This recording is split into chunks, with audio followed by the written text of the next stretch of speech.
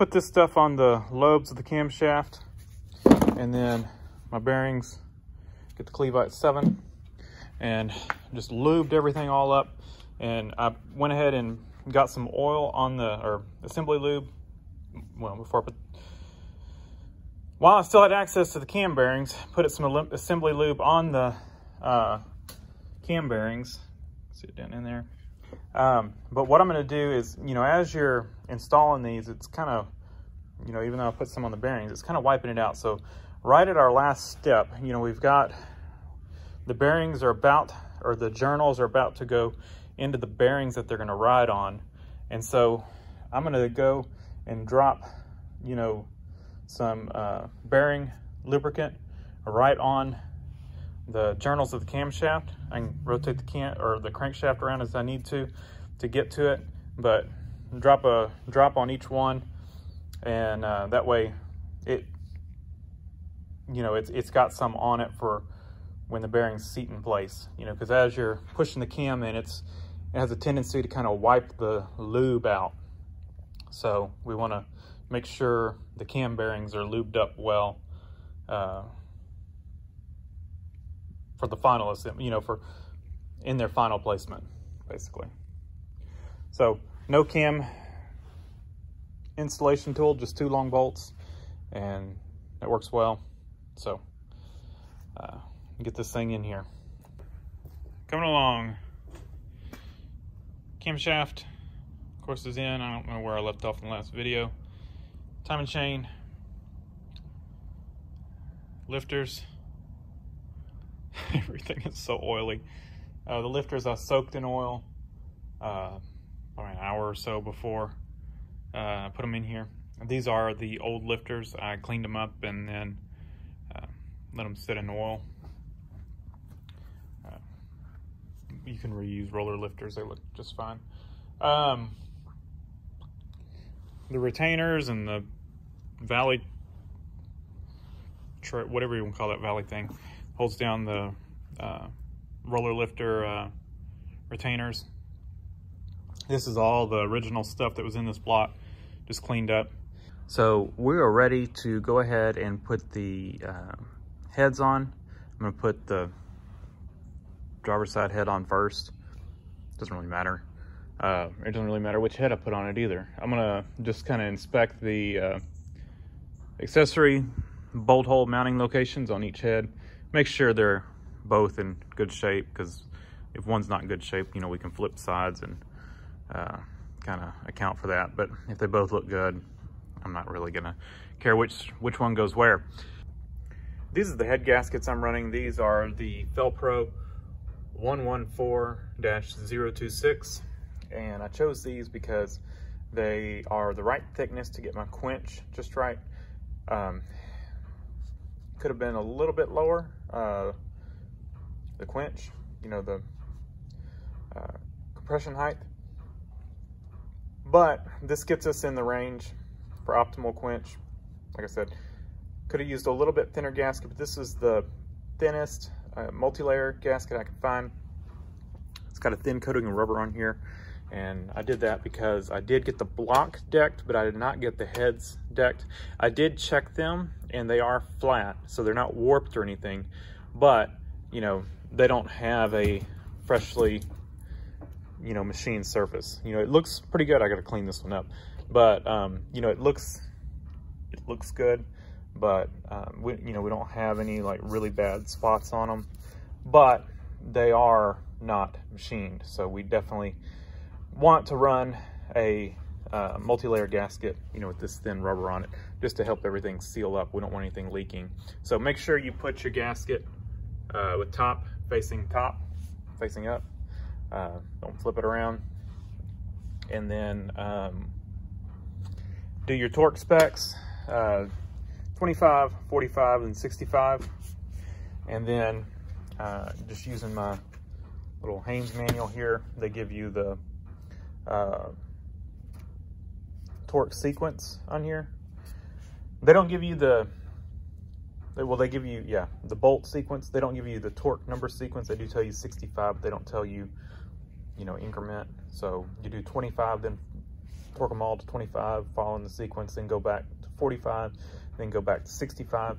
And what I do, since, like I said, I'm using these cheaper torque wrenches, which are proven accurate, but because I have several of them, I just, for the final round, after I torque them to 65, I'll take another torque wrench that's set to 65, and I go back and just check all of them. Now, I would double check all of them anyway to make sure you didn't miss them, but I'm double checking with a different torque wrench just to make sure the values are accurate. And it is accurate, you know, I'm not having to retorque any, they are correct. Like I said before, Permatex number 2 or this VersaChem number 2 is the same as the Permatex. It even says in here, such as Permatex number 2. So, good stuff. It's what I've always used, never had an issue. Like I said, I put some on the, clean up the bolts first, but then put some on the threads, and then I put a little dab under the head just as a extra security. It'll form a little gasket right there on that mating surface. So these are all torqued down. I'll clean up the excess, and I'm gonna rotate the engine over, and we'll put the other head gasket on. I'm not spraying any copper coat or anything like that on there. I've never used any of that stuff. Never had an issue. Of course, I'm not using thin steel gaskets. Probably if I was, I would use one of those, and if I was using a thin shim gasket, I would definitely have the head surfaced. So, not going to use any of that stuff. I couldn't find on these gaskets if they required it or not, but they do have that thin rubber coating. So my thought is it doesn't need it and it might interfere. So I'm just making sure I've got a good clean surface on the heads and installing them dry. So wiping it down with brake cleaner, the block as well, and installing them dry. So you may disagree, but that's how I'm doing it. That's how I've always done it. At least on small block Chevys. So, but yeah, if you're running a thin shim gasket, you might consider copper coat or something like that. Just, you know, go by whatever, you know, your gasket manufacturer recommends. All right, one thing to note, to keep track of, you've got 3 head bolt sizes, like a small, medium, and large, or short, normal, and long. Anyway, and so the short ones, they go on the outside. This whole row of 8 short ones. Now you've got these, then we step up to these mediums, and the mediums go your 2 ends, the inside. And then all your long ones, so you got 2, and then your 1, 2, 3, 4, 5, 6, 7 long ones go there. So just make sure you keep track of it. Make sure these are obvious, but make sure you don't put a long one here and then end up with a short one there. You know, a short one's not gonna thread in there, but just make sure you get these 2 medium ones in the right position starting off. You know, make sure you don't put them over here and then have to go back and redo it. All right, we are ready to clean up the surface here, and we're going to install the oil pan. Like I said, I'm not doing a how-to. I'm just trying to give y'all some pointers here and there, I guess, and just bring y'all along for the process. If you want a how-to, you know, grab a book or look for another video. Brazed, and once I got the oil pump, you know, pickup tube where it needed to be, I marked it in 3 spots to make sure I kept it in line. And I went and I pulled the spring out, and I brazed with bronze brazing rod, brazed up all around. I'm not the best at brazing, but it's there, it'll hold. I mean, it's not pretty, but it's a good solid braze. So let's see. Yeah, so we're ready to put the oil pan on and the timing cover. I've got the timing cover as bare metal. It's primered with whatever I had. It's just that rusty metal primer. And once we get all of it together, we're gonna paint the engine. We'll probably paint it black. Oil pan, timing cover, everything just black. That's what it came stock on this truck, and that's what the block itself was.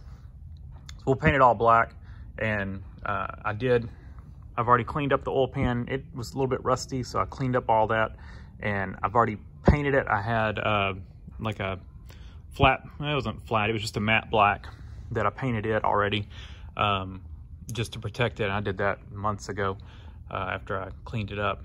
And so it's not gonna match right now, but like I said, once we get everything on it, we're gonna just paint everything except for the valve covers. They're chrome, and I'll show you how we'll address that, you know, without getting any paint inside the engine. So yeah, I'm ready to put the oil pan on and the timing cover. I had to buy timing cover bolts. They're 1/2 inch quarter bolts, and so I've got those. We'll put the seal in the timing cover, and then put our gasket on and put the timing cover on, and then we're ready to put the oil pan on. So I did not use a gasket here. Some people do, some people don't. It looked like a really good machine fit, and so the Melling oil pump did not come with one. The cheap China oil pump came with a gasket, and I don't know if my gasket set came with one, but we're not going to run a gasket here. It doesn't from the factory. There's no gasket. It's machined surface, so I see no need of running one there. Did put some red Loctite on the little pin that holds the spring in. Just make sure that doesn't fall out. What else? I think that's it. So we're gonna put the timing cover on and the oil pan, and then I'll bring you all back. And then this thing is pretty much assembled. Well, put the windage tray in. I'd forgotten it, so I put that in. I remembered it before I put the oil pan on, but I had to take the oil pump bolt back off because it goes through that windage tray. Took that back off, torqued it back down with the windage tray on, and we are ready to flip this thing over. I think we're kind of at the point now of cleaning it up, but I think I'm gonna leave it like this for now. I need to get some paint for the block. I don't want to clean it up until I'm ready, until I've got the paint and everything, because I'm afraid I'm gonna spray this thing down with brake cleaner. I'm worried the brake cleaner may take my primer off, because I just painted that today, so I just want to leave that. That cover, if you can get an OEM cover, get it. That one's a little bit thin. Once I torqued down the bolts, it flared up between the bolts a little bit, so I just tap that back in. I did put, I normally wouldn't put, normally just put it on dry, but I did put some, because of that, because it was an aftermarket cover, I did put some Right Stuff on the gasket, or on the gasket surfaces for the timing cover, just to make sure we don't have any leaks in there, because I don't 100% trust that cover, excuse me. But oil pan torqued down, the smaller bolts take 100 inch-pounds, and then the 4 studs, the 4 corners, take 200. And I just kind of worked my way center out, kind of torquing them all down. Kind of got the ends snug first, and then started working my way around, making sure the gasket is perfect. In the corners, I did put a little bit of Right Stuff just to make sure we didn't have any leaks there. It looks good, it fits good. I like this oil pan gasket. It came with my set, and you know that they went to, you know, the 2-piece rear main was, they were always leaked. Not always, but it was hard to keep them from leaking. The redesign here is much better. So hopefully we don't have any leaks, but we are ready. Like I said, we're ready to flip it over and paint it and all that kind of stuff, but we're not gonna do that today. I'm at a good stopping place. So, yeah. You know, we can, painting it like this, you know, we can avoid overspray, or at least, you know, kind of get this spot, get all this. Once we flip it over to do kind of the top side of the heads, I will wrap the, put plastic bags around the valve covers and set them on, and that'll keep paint from getting on the valve covers, and then we'll paint around there. Paint the front. Like I said, this thing is all oily. I'm gonna leave it oily until we're ready to put paint on. So I'm gonna have to go get some. But yeah, definitely a milestone here. Oil pan is on. Means we are done. Everything is torqued in there. Everything is good. Heads are on. So we got rocker arms, push rods, intake manifold, all that kind of stuff. And then it's a complete engine. Lots of progress.